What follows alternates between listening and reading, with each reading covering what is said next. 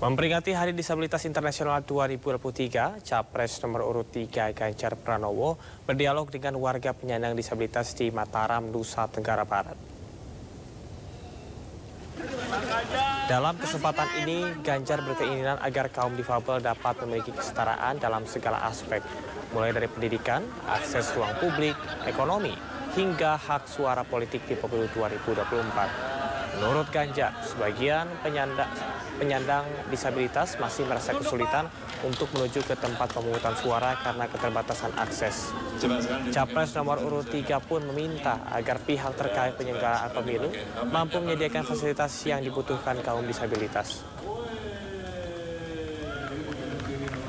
Ini ya, bahwa menerangkan bagaimana perannya itu dan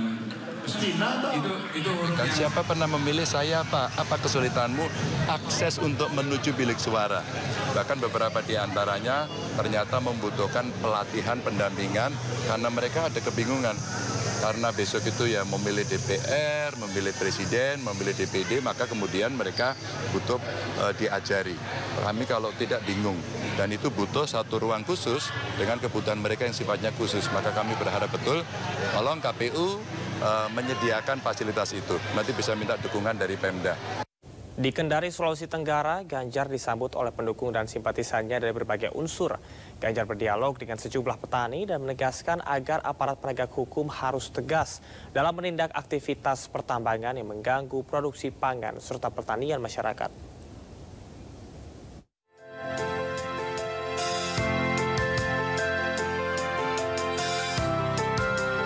Calon Presiden nomor urut 3 Ganjar Pranowo tiba di kota Kendari dan disambut oleh pendukung serta simpatisan yang terdiri dari berbagai unsur lapisan masyarakat di Sulawesi Tenggara.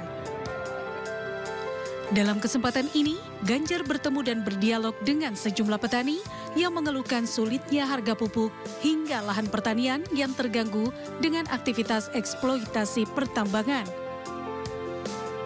Ganjar meminta agar penegak hukum bertindak tegas terhadap sejumlah aktivitas eksploitasi pertambangan dan dapat berjalan sesuai dengan aturannya.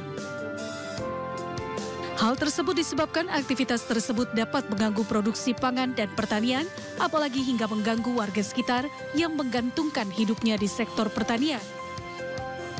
Menurutnya konservasi lahan pangan harus terus dijaga sehingga mampu menghasilkan hasil pertanian dan pangan yang berkelanjutan.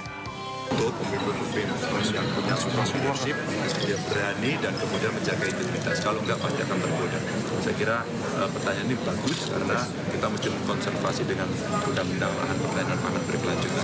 Dalam kunjungannya di kota Kendari, Sulawesi Tenggara, calon presiden yang didukung oleh PDI Perjuangan, P3, Hanura, dan Perindo ini akan melakukan berbagai agenda kegiatan, diantaranya pertemuan tertutup bersama tim pemenangan daerah, pertemuan dengan pelaku UMKM dan Gen Z.